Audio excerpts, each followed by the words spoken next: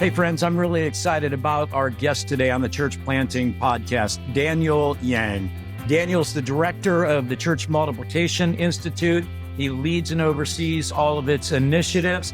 He's a church planter. He is previously with the Send Network and the Release Initiative. He's kind of the guru of all things church planting. He's on the Stadia advisory team, and so he speaks into the direction of Stadia. He's a good friend. His most recent book, Inalienable, How Marginalized Kingdom Voices Can Help Save the American Church, is a must-read. Really excited to have Daniel Yang with us today. So, Daniel, so good to have you on the Church Planting Podcast, my friend. Greg, good to see you and be with you again. Thanks for having me. Hey, Daniel, you've been going through just a bit of a transition lately. Let's tell everyone that's with us, watching, listening, what are you up to these days? I lead something called the Church Multiplication Institute at the Wheaton College Billy Graham Center. And it used to be called the Send Institute, but there are a couple of things that we're focusing in on that really is, number one, allowing us to work broadly, but number two, to also, kind of on the other side, focus our work.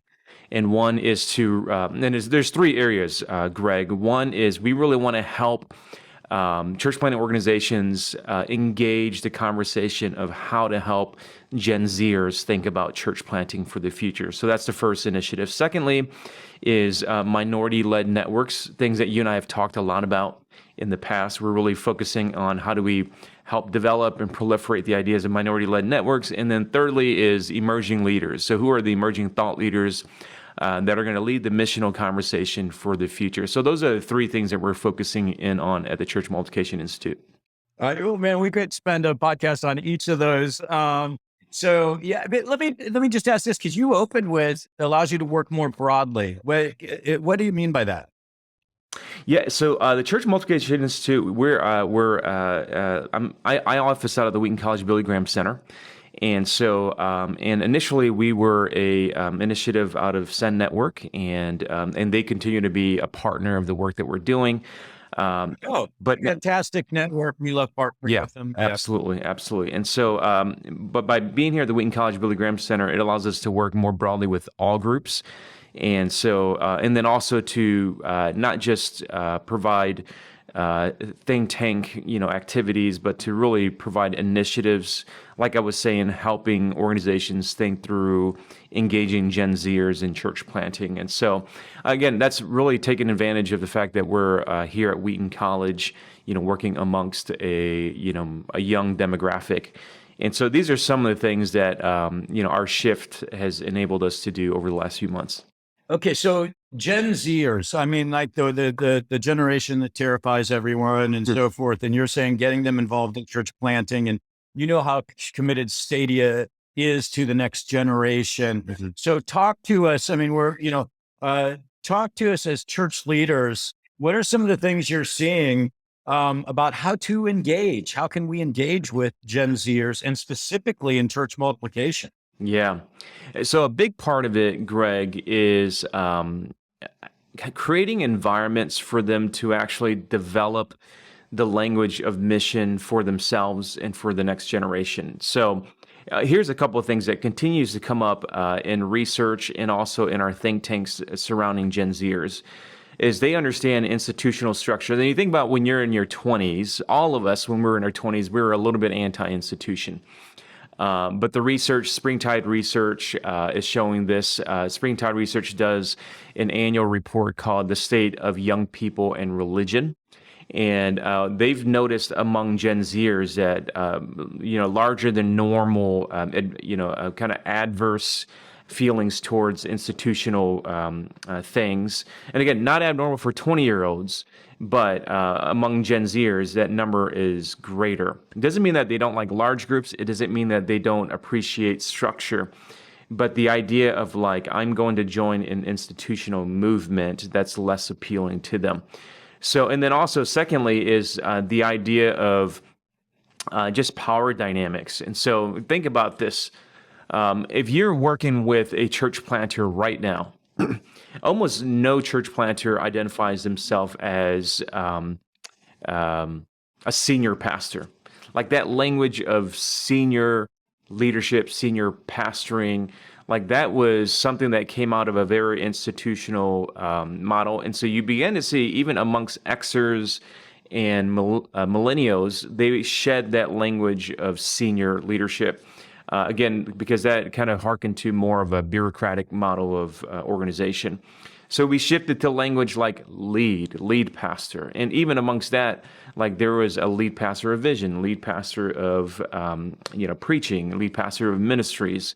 So you notice that like with each generation, like there tends to be somewhat of a flatter leadership model. When you get to Gen Zers, this is probably, when we talk about team leadership and roundtable leadership, it's not to say that they don't value point leadership, but that is to say that in our language, in the way that we talk about power dynamics, like you're going to see amongst Gen Zers a desire for new leadership models that are developed around team. So I think, these are some of the things that we need to wrestle with. And then lastly, I'll say this. There is embedded into our church planting vernacular in North America right now language that is one generation removed from Gen Zers. And so like the idea of being missional, for instance, like you and I have a pretty strong understanding of what being missional means. And millennials might sort of as well. But by the time you get to Gen Zers, like if you think about like, there's so much like unpacking to do. And so there is a sense in which like we have to create environments where Zers, and the oldest of them right now are about 25, depending on what you accept to be the birth date, 26 maybe. It isn't to say that you couldn't like teach them the vernacular of North American church planting language, but it's almost like a saw's armor that they have to learn, and then they have to choose for themselves whether they're going to carry that forward. So yeah, these are some of the things that we need to wrestle with as we're leading our organizations. Okay, so let's say we're an existing church planning organization like Stadia, and there is this, and I get the 20-something, we've all gone through it, but a stronger adversity towards institutions. So Daniel, do you have any suggestions for us? How do we at a practical level engage Gen Zers, even though we are maybe the institutions that they look adversely towards? Yeah. So there is a little bit of a tension there because there is a sense in which like Zers are a little bit less, I would say they're more anxious about entering into institutional commitments. Like let's say, for instance, like if you have a church leadership pipeline, you're going to get a Zer who's going to be apprehensive about entering into your pipeline. Even that language pipeline, can feel a little bit heavy for them. But as an institution or an organization, and you don't have to be a very long-standing organization. I mean, Stadia is 20 plus years or something like that. One of the reoccurring themes, and again, this comes from Springtide Research's The State of Religion and Young People, or State of Young People in Religion, is this idea of like mentorship. Now, we all value mentorship. Like mentorship is something that I think with each generation there's a value of mentoring. But the way that mentoring happens at the level that I think is meaningful to Zers is there isn't just I've heard somebody distinguish that coaching is like drawing something out of somebody that they already kind of have for themselves. Mentoring is kind of like pouring knowledge and skill into people. And so mentoring coaching in some ways creates this dynamic where you're both drawing out of people and you're pouring into them. And what that does is it actually creates, so if you develop like leadership team models around mentoring coaching, what it does is it can't afford you as a leader of an organization to not be transparent. And that, I think, is one of the biggest issues that I think Zers are most timid about when it comes to institutions is I just don't know the leader. I don't know if there's longevity in their character, if there's longevity in their commitment. Because if you think about how there is kind of like boomers who are the IBM generation, and they were committed corporately to a job 30, 40 years. By the time you get to Xers and then millennials, there's a bit of, like everything is, a stepping, ladder to the next job. And so there's a sense in which like Zers trust stability based on how they know the leader relationally. So mentoring coaching is a huge posture that we should have towards the next generation, because they do want wisdom and they do want knowledge. And they do want leadership. They want some level of authority, but that comes with a high level of, number one, transparency, and number two, high levels of accountability. Again, that's not different across, it's not like different generational cohorts want that or don't want that, but Zers want that with greater intensity. Let's talk a little bit about, I love this idea of team-based mentoring and coaching. And Daniel, what I'm finding with myself personally, and specifically, with a lot of our younger church plants, is that there's this idea of mutual mentoring is incredibly valuable. And so certainly because of my longevity in the church planting world, in pastoral leadership, I have some things to offer that, that we have just simply that come through years and hard knocks and all of those things we go through. But what I'm learning is, my gosh, I have an immense amount to learn from Gen Zers, and talk about the importance of that posture as we enter mentoring and coaching, where it's mutual mentoring and coaching going on rather than just this one-sided effort. Yeah, one of the terminologies that's been used for a while now is reverse mentoring. It's the concept that you're talking about. And actually, this was actually one of the things that was most helpful in corporate environments when they began realizing that the executive leadership was primarily driven by men. And so the men needed to be reversed mentored by women. And so now, generationally, we're seeing that as well. And there's a couple of reasons why I think it's pertinent for us, like in this particular era, as we're looking into 2050. And I often talk about why 2050 is important for the church. It's also important in terms of like social, economic, and political reasons as well, but why it's important for the church. And so in that mutual mentoring, there's a sense in which Zers, they don't think of themselves as like experts of anything in particular, because again, most of them are entering, the oldest of them are entering into age 25, 26. But what you begin doing when you do things like reverse mentoring is like you're living out a value that they already implicitly feel, and that is like, I want to matter in the lives of the leaders that are actually leading me. And so the listening posture, the hearing posture, so I'm just going to apply this in the relationship of, if you are a church planting coach and the planter that you're coaching, let's say, is a 24, 25-year-old, which is kind of rare these days. They don't only want to be, poured into, but they want to know that like what they're experiencing matters to the organization, that it has the ability to change the culture of the organization. It has the ability to permeate the way that things happen. And so what it does is it actually forces like more senior leaders to adopt agile leadership. And when your senior leaders adapt agile leadership, that means the culture of your organization becomes more agile as well. And, cultural agility, especially in organizations, has been the trend for most organizations right now. Most of our church planting organizations, were started networks wise, were either denominational, which would have been started, 50, 60, 70 years ago, or they would have been networks like Stadia, which would have been started 20, 30 years ago. So it was either boomers or Xers that started these organizations.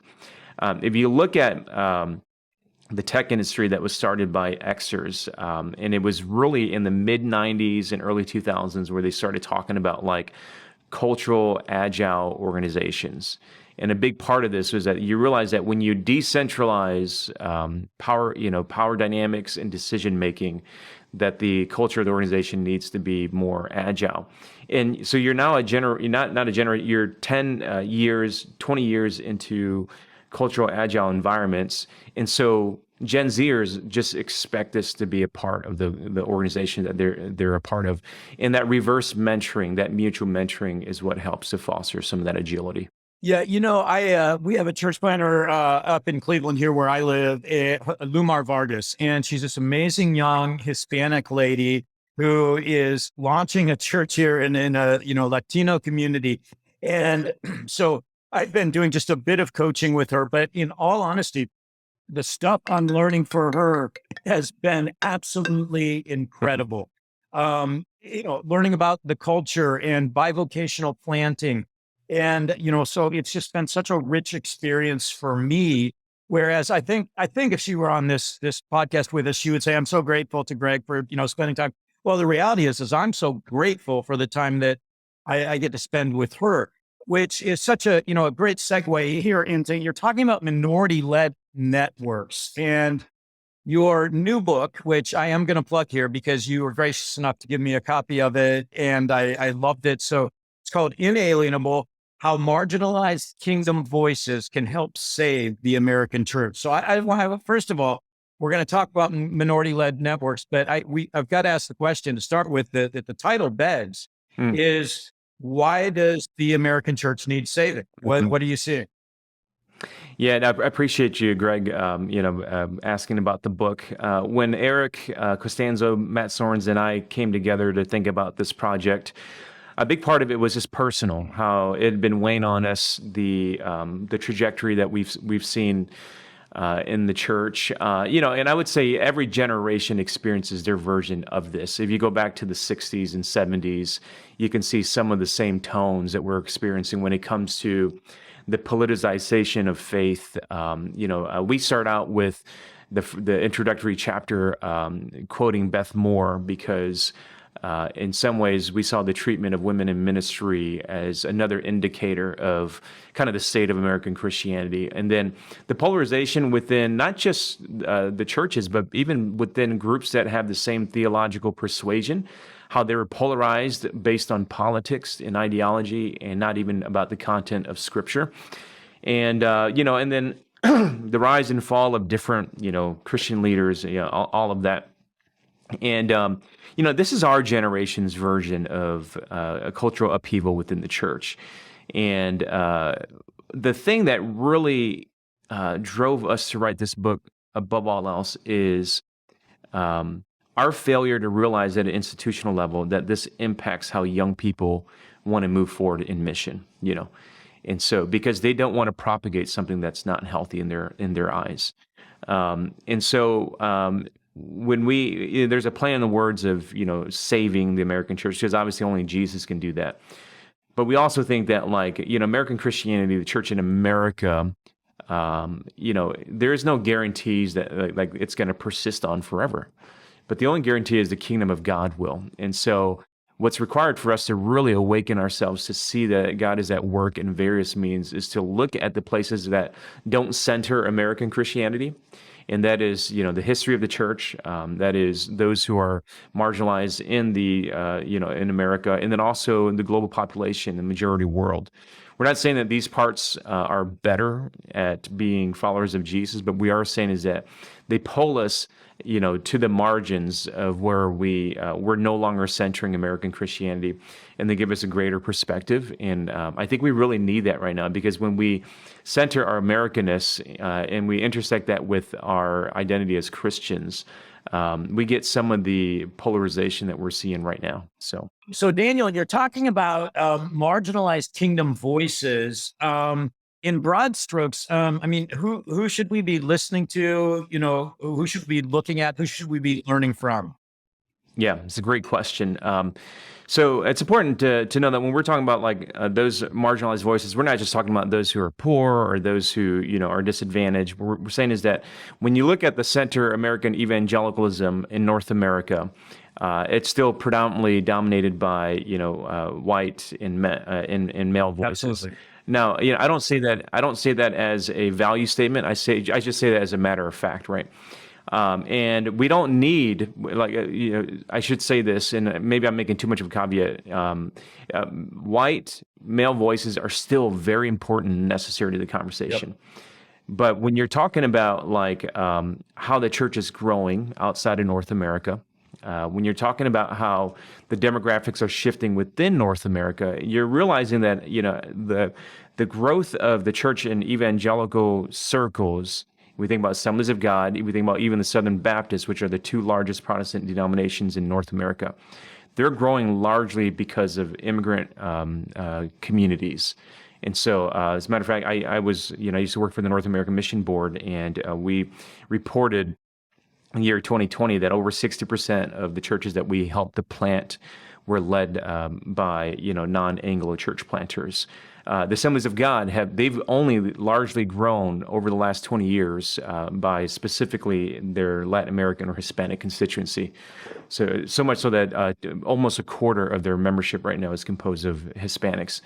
And so these are actually voices that, when we say marginalized, we're not saying that in a condescending way. We're just saying that in the conversation, they typically don't host a conversation. They typically don't facilitate the conversation. And so it's important to now begin to recognize that these are the voices that need to heavily influence. And, so case in point, Greg, you've worked with the Reformed Church of North America, RCA.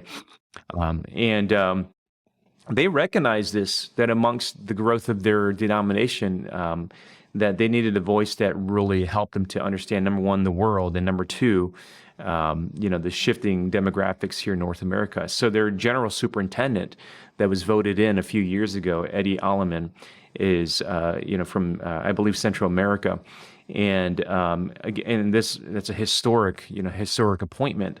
And it was because they needed somebody who understood a little bit more than just the North American context to lead them towards the future. So these are some examples. It doesn't mean less of something per se, but it means more of everybody else. And so it means that we're including voices at the table of our leadership to learn and to gather and to lead.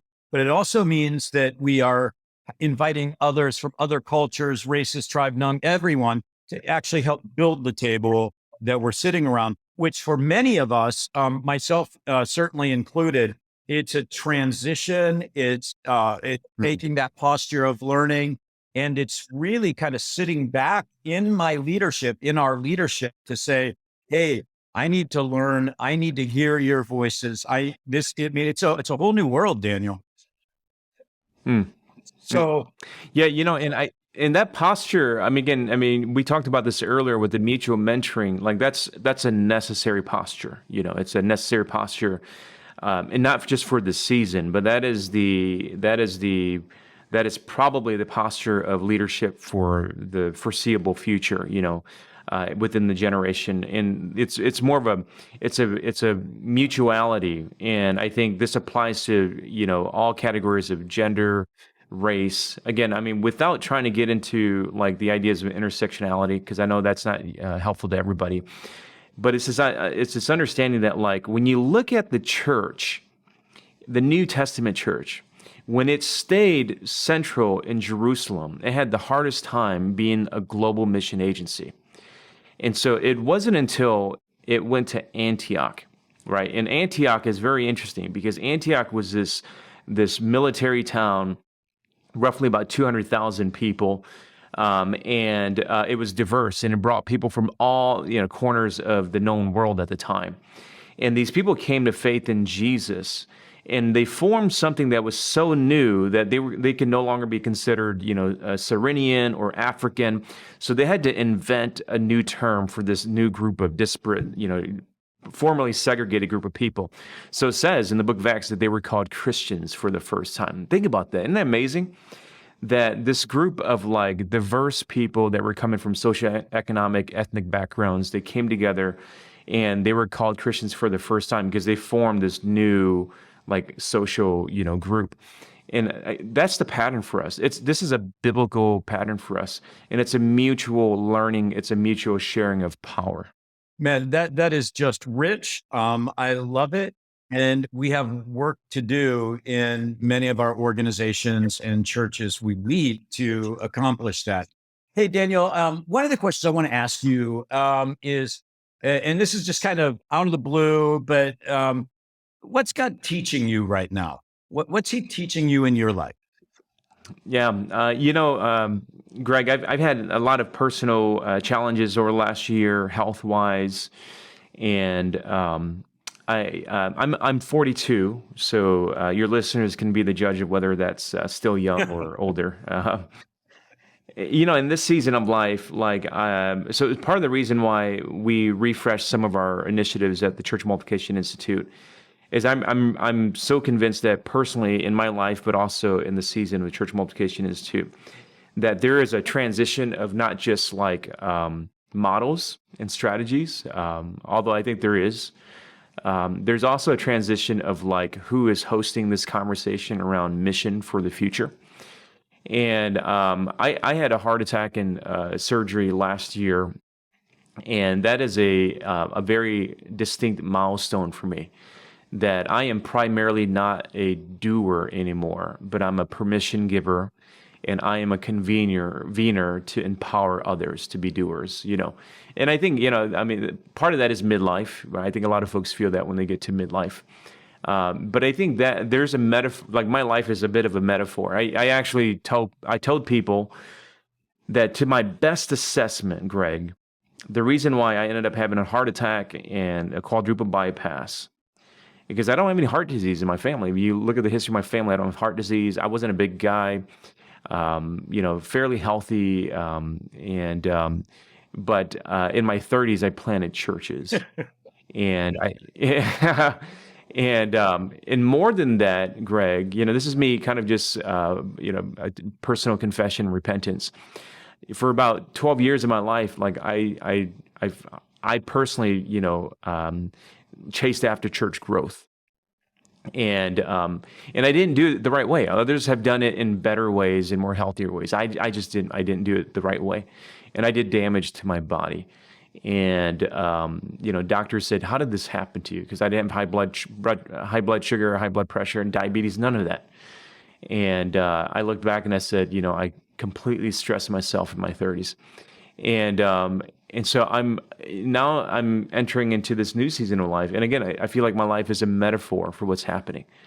Church growth is not bad.